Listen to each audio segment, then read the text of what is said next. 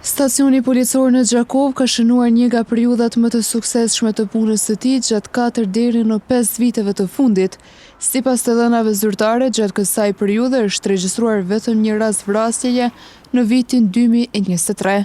Komandanti i stacionit policor në Gjakov, Major Milazim Lumi, ka bërë të ditur se ky rezultat është fryti i përkushtimit të vazhdueshëm të policisë, por edhe i bashkëpunimit të ngushtë me qytetarët. Në komunën e Gjakovës, këto që mbulon stacioni policor teritorin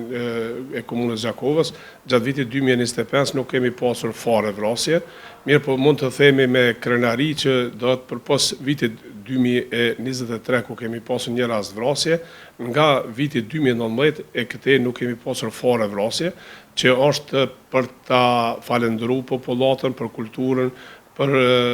raportimet të cilat bën që në start që evitohen të mos vite me keqja e rastin e vrasjeve, po ashtu si rezultat i punës edhe i policëve të stacionit policor këtu në Gjakov, është edhe puna kreative ku arrin që të zbulohen rastet në mënyrë që të mos lëmë mundësi për incidente më të mëdha.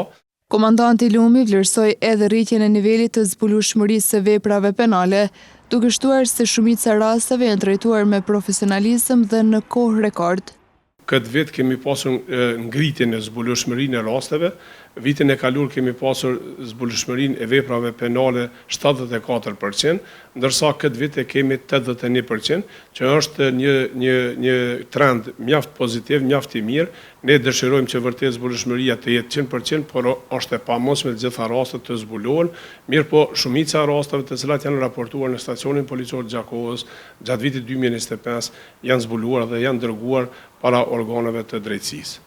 Major Milazim Lumi tregoi edhe se ku është më shumë fokusi te zbulueshmëria e veprave penale.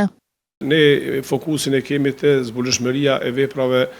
penale, siç janë vjedhjet e rënda, vjedhjet, kanosjet, vrasjet në tentativë apo rastet e shpërdorimit të pasurisë. Kështu që do të një pjesa më e madhe e veprave penale të cilat ndikojnë në jetën e qytetarëve do të janë zbuluar dhe janë trajtuar dhe proceduar më tutje.